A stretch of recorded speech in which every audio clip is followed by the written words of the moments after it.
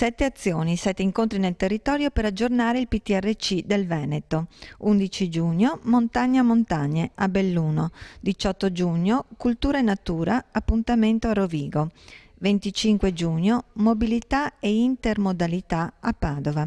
2 luglio, Area metropolitana veneta, le nuove città, appuntamento a Treviso. Il 9 luglio, difesa idraulica e sismica del territorio, se ne parla a Vicenza. 16 luglio, economia e rete del produrre a Verona. 23 luglio, il incontro conclusivo, la pianificazione paesaggistica nel PTRC a Venezia. Vicepresidente Marino Zorzato, che cosa significa per la Regione Veneto aggiornare il piano territoriale regionale di coordinamento? Quando pensiamo al nostro territorio, al nostro Veneto, credo che la Regione debba programmare lo sviluppo. Dopo anni importanti di sviluppo, gli anni 70, 80, 90, favoloso sul piano economico, ma che in qualche modo ha segnato il nostro territorio, dobbiamo oggi ridisegnare il nostro futuro. Ecco allora che noi ci confrontiamo con i cittadini veneti, ci confrontiamo con le categorie economiche, ci confrontiamo con le professioni, ci confrontiamo con il Veneto in 7 incontri, uno per provincia, uno per tema, 7 azioni fondamentali per le quali approfondiremo il confronto per disegnare la voglia di Veneto del futuro.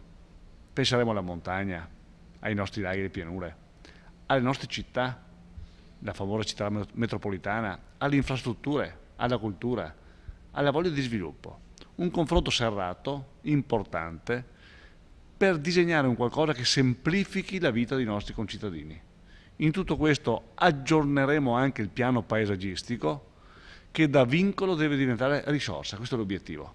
Oggi chi ha un bisogno e si trova in zona vincolata, metà del Veneto ha vincoli di natura nazionale, si preoccupa che non sa in qualche modo dove e come può arrivare a un risultato che magari di cui ha bisogno.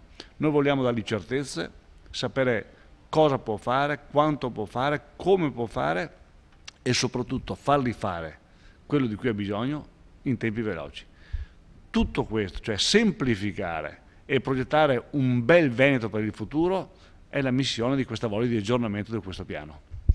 Possiamo dire che è quindi un piano di scelte piuttosto che di regole, un piano di strategie e progetti piuttosto che di prescrizioni e condiviso con il territorio.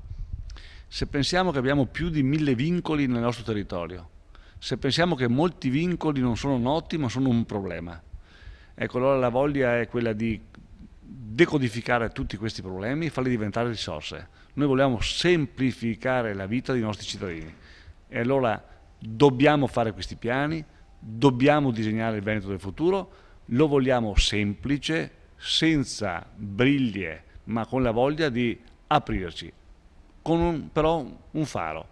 Rispettiamo il territorio, pensiamo che comunque sia ogni nostro intervento lo lasceremo al futuro e perché per lasciare una bella cosa al futuro dobbiamo oggi pensare di fare cose belle per oggi.